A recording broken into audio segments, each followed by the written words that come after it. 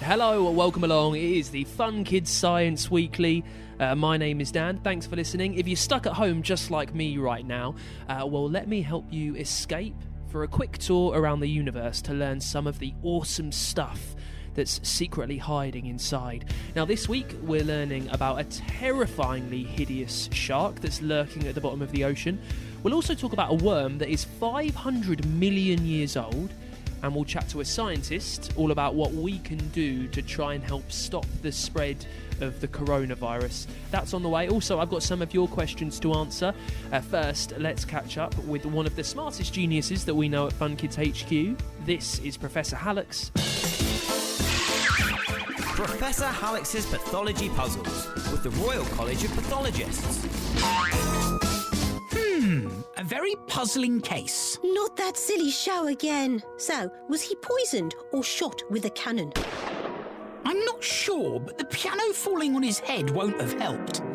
It's funny to think that solving medical mysteries is far more common with living people than dead ones. But if you don't feel ill, then there's no puzzle to be solved, surely. Remember Nanobot? Pathology is about looking for clues. Health screening helps find diseases and keep us healthy for longer. Some people have a higher chance than others to get a particular disease, maybe because of their age or family history. And so health screening is done to look for evidence. There's lots of ways pathologists look for clues.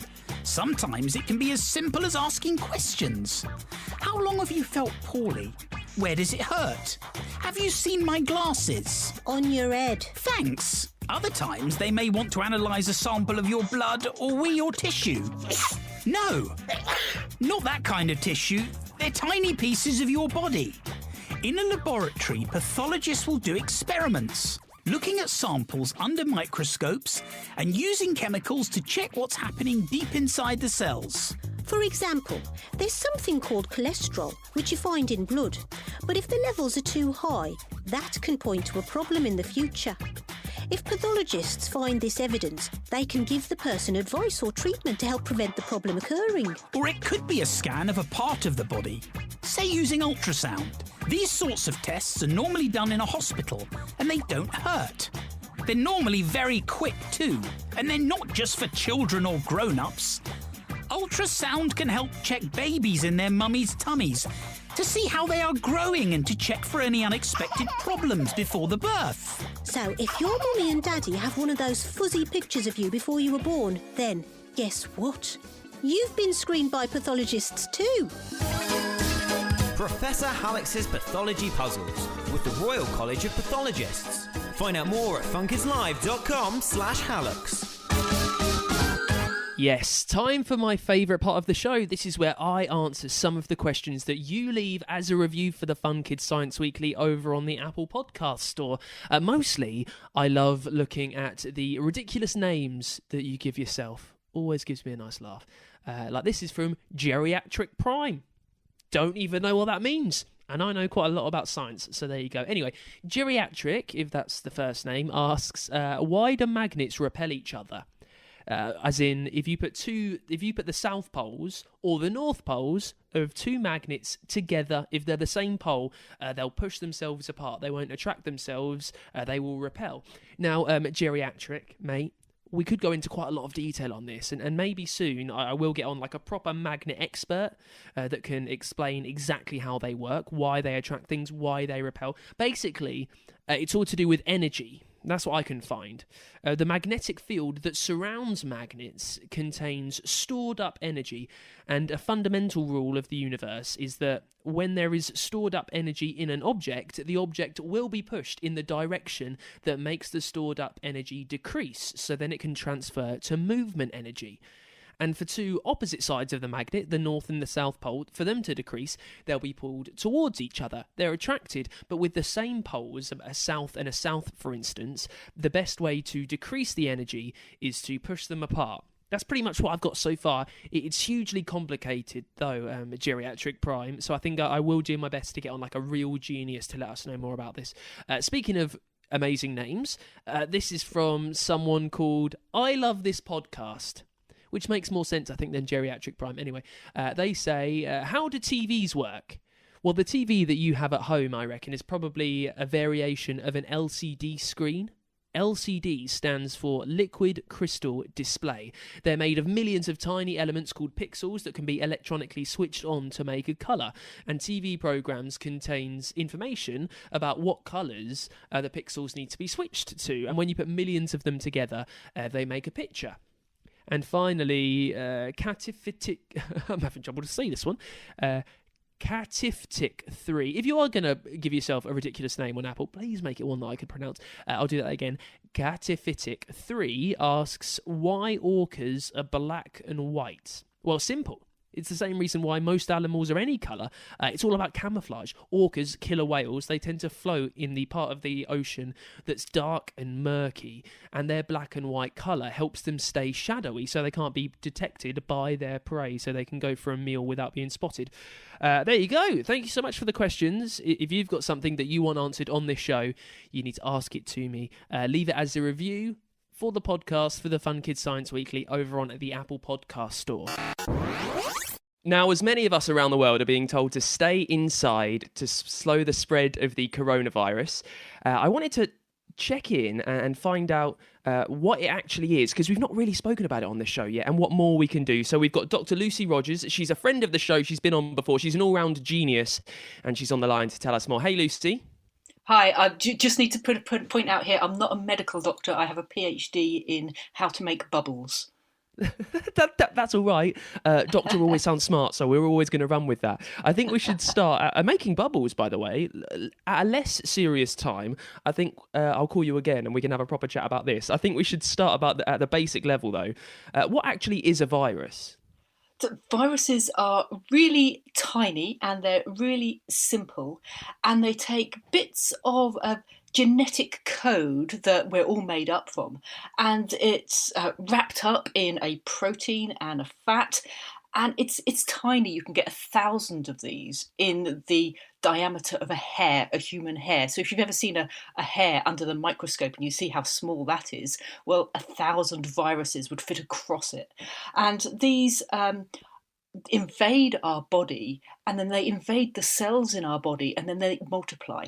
And when they're multiplying, that's their function, is just to let's get more of us out there. And so these viruses invade us, multiply within our cells, so they're actually using our cells to multiply, and then they go out and spread infection. So things like the common cold that many of us will already have had, that is a type of virus. So they're tricky to treat. So you may have heard that you can't use antibiotics on viruses. So if you have a cold, you can't just go to the doctor and say, give me some antibiotics. They don't work. But they'll work on bacterial infections. This is a viral infection. Viruses are much smaller than a bacteria. And so they're different, but they damage our cells. And that's why it's so hard to combat these, because they're actually inside our cells. So if we're trying to kill the virus, we're trying to kill the cells that are already there. I would imagine that's quite a silver lining, though. If a virus's job is to make as many of itself as possible and to not die out itself, surely it's in the virus's interests to keep humans kind of around, really, I think. Why has this seemingly come from nowhere, though? These things often mutate and grow and change. So you may know people who have to have a flu jab, so the elderly, pregnant ladies, and also a lot of the key workers will normally have a flu jab every year. And you can't just have one that then inoculates you forever, like we do with maybe the MMR vaccine. Then you're basically safe for life. These keep evolving and changing, and so although they haven't got a brain, they don't think, but they do rapidly evolve. And this virus, I think it initially evolved from bats, didn't it? Is that what they think? I've heard different stories about this, but they're pretty sure it came from some kind of animal. And now, why are we being told to stay in? Because Over the last few months, we've heard whispers of the coronavirus. It made a huge deal over in China, then Iran, then Italy, and we're in the UK right now. And over the last week or so, we really are battening down the hatches. We're being told to stay in. Why are we being told to self-isolate and to lock ourselves away for so much of the day, Lucy? It's a really difficult problem to solve. So the virus itself, for most people, you'll feel really poorly and then you'll feel really weak. But for most people, that's all that's going to happen. And so if that was all it was, it wouldn't be such a problem. But there are a few people that will get problems with breathing, and then they will need to go to hospital.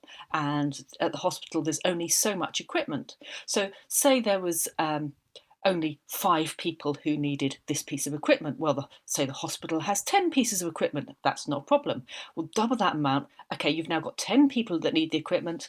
There's 10 pieces at the hospital. What if you double it again? So there's now 20 people who need that piece of equipment. You've only got 10 pieces.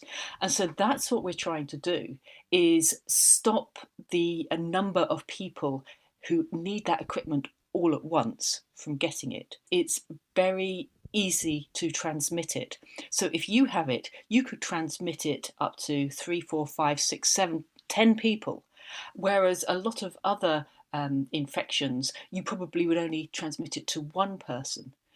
But if you think that you've transmitted it to, say, 3 people, and then they go on and transmit it to another 3 people, and then they go and transmit it to another 3 people. There's an awful lot of maths involved, but the numbers get really, really high really quickly.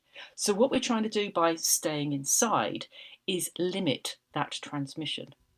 We want you to see as fewer people as possible, not so much that you don't get it, but that you don't infect other people.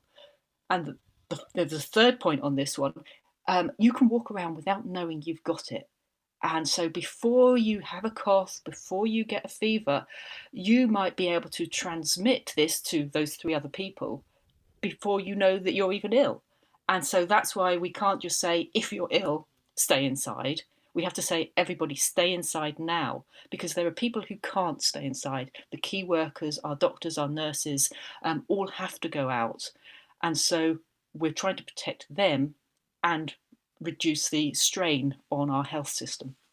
Just to pick up on the second point you made, Lucy, about the huge amount of maths that's involved, it's been going around online. If one person, say, were to pass it to 3 people, then 10 rungs down that line, 59,000 people are infected. So that's the huge numbers that we're talking about. But there's little things that we can do as well as staying inside.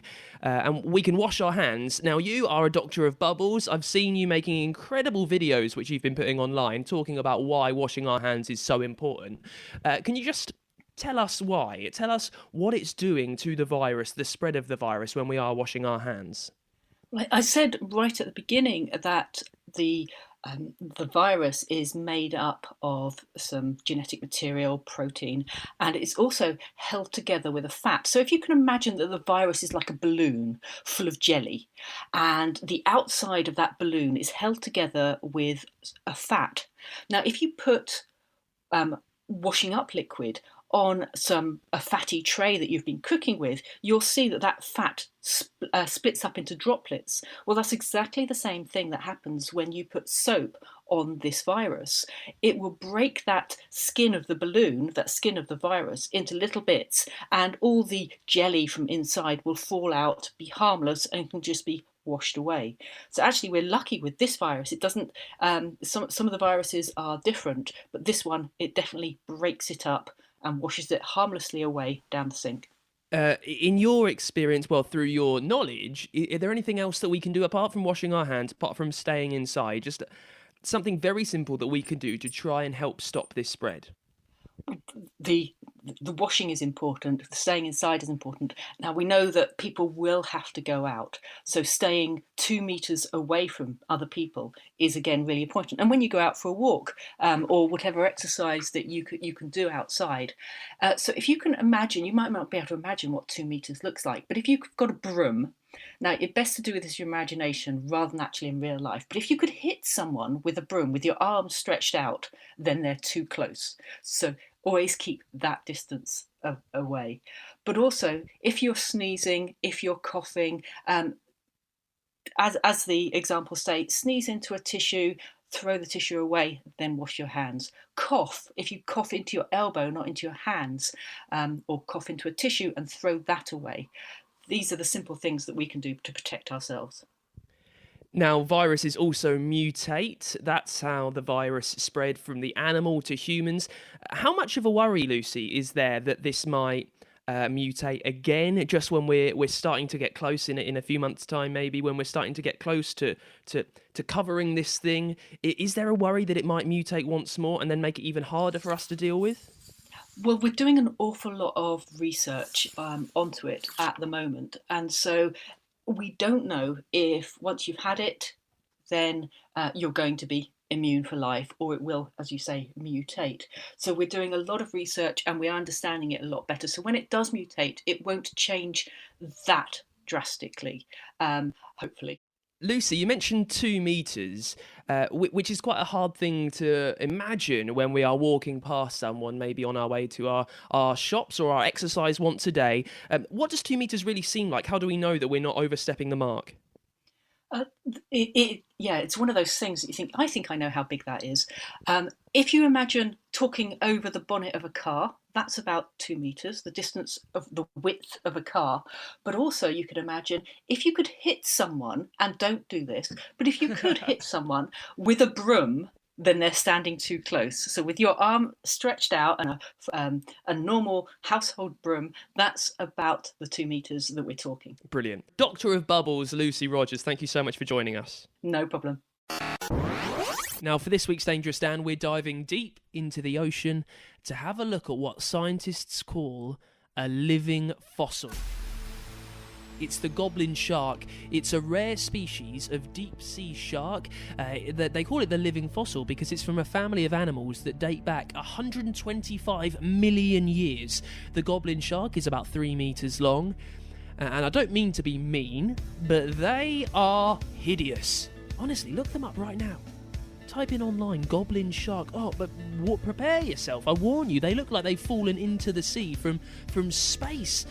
They're extraterrestrial, they're horrendous things. They've got a long spear-looking thing on their forehead. Underneath that is a mouth filled with razor-sharp teeth. Now, the spear on its head is actually a snout, and it's useful because it's covered in tiny sensors, and they detect small electric fields that are nearby, which help it figure out if there's prey around. They can't see that much because where they live in the ocean is so deep, it's almost pitch black. Now, you find it across the world, but need to travel, as I say, down very deep to find it. It usually swims at around 100 metres under the surface. Now, because it's found so deep, it rarely bothers humans. It mainly feeds on small fish, but how it eats the fish is amazing. It makes its jaws tight, kind of pulls them back, like when you pull back a slingshot, before it releases them, and then it flings the jaw forward, slicing into the prey with razor-like teeth. The Goblin Shark is terrifying, it's hideous, and it's on our Dangerous Dan list. It's time to talk technology and gadgets right now with our geeky guru answering some of your questions. This is Techno Mum. Techno Mum, Engineering Explorers. I love chocolate. Perhaps the best job in the world might be someone who gets to invent delicious new snacks and sweets. Or maybe actually testing them would be the best job. Wow, you've polished off the lot. I thought you were going to save a couple for me. So, here's what I've been thinking, Mum. If engineers make stuff and come up with inventions, is there an engineering job where you can invent new types of chocolate? You mean like Willy Wonka? I know, pretty unlikely. He's just a character in a book. Yay, not so fast. Some engineers do invent new foods and drinks, and they don't even need Oompa Loompas to help. Haha, very funny, Mum. No, I'm serious. They're chemical engineers. Chemical engineers? Well, think about it. Everything's made of chemicals. And if you know how to change and combine chemicals, you can make all sorts of new substances. Sounds like being a wizard. Alchemy. It's not magic, but it's very cool. Chemical engineers design and develop all sorts of products, from food and drink to toiletries and medicines. If a chemical engineer works for a food company, they might be making new flavours. Or if they work for a company that makes toiletries or cleaning products, they'll be making a biodegradable type of soap that causes less harm to the environment. In fact, the number of jobs that chemical engineers do is almost as varied as the amount of chemicals we use. New medicines, new types of plastics, perhaps from recycled bottles, high-tech materials to help make cars, planes, and even rockets lighter and faster. Whilst a lot of chemical engineers' work is in laboratories, some will work with computers and IT to analyse the results of experiments. Check out this video. It shows some really exciting stuff that's being done by a chemical engineer in Africa. This is Asqua Hilonga. He's a chemical engineer from Tanzania. In some parts of his country, it's hard to find clean water to drink, and so frequently people become ill and even die. He invented a water filter which uses sand and nanotechnology to filter impurities out. Anything from copper and fluoride to bacteria, viruses and pesticides. That's brilliant. I suppose knowing how different substances affect each other helped him to figure out what to put in his filter. That's right. And it's a much cheaper way to clean water thoroughly so more people can use it. Cool job. And a bit more important than making new chocolates, I suppose. There are loads of cool jobs for engineers. Almost as many jobs as there are inventions. And hey, there's always room for chocolate. Couldn't agree more. Or there would be room for chocolate if you'd left me some. Engineering Explorers, created with support from the Institution of Engineering and Technology to celebrate the Year of Engineering. Find out more at funkidslive.com/technomum. Right, it's time to get this week's Science in the News. Now, a worm-like creature that burrowed into the seafloor 500 million years ago might just be the key to our evolution. The secrets of it, anyway. It's the size of a grain of rice, and it's bilaterian. That means they have a pretty much symmetrical front and back. Now, research on a newer fossil that's been found has told scientists that it was a critical step in the evolution of animals, as it shows they were able to organise what's happening with their bodies. Also, a new study that looks at the lifespan of wild mammals shows that females live much longer than males on average, almost 20% longer in fact, from the same species. Scientists think this is due to local environmental reasons. And finally, wind, solar and hydropower installations are a growing threat to conservation areas, researchers say. They found that over 2,000 green energy plants are built within the Earth's wilderness, which is meant to be left as is. They're not meant to be built there, so by trying to save the world of the future, this green energy plants are actually damaging the Earth of the present. And that is it for this week's Fun Kids Science Weekly. Remember the key points that we had with Dr. Lucy Rogers earlier on today about keeping our distance, keeping indoors, and keeping our hands washed and cleaned whenever we can as well. You can find out loads more about some of the sciencey stuff that we've talked about today. Loads of podcast series for you over on the Apple Podcast Store. You can find them on the free Fun Kids app and at funkidslive.com too. Also, check out our brand new Stuck at Home podcast that we're releasing every single day while you are indoors over the next a few weeks or so. We get loads of different ideas, things that you can do to keep busy. Just search Stuck at Home wherever you get your shows from. And Fun Kids, we're always here to keep you company when you're at home. We're a children's radio station from the UK. You can hear us all over the country on your DAB digital radio on that free Fun Kids app, and as always at funkidslive.com.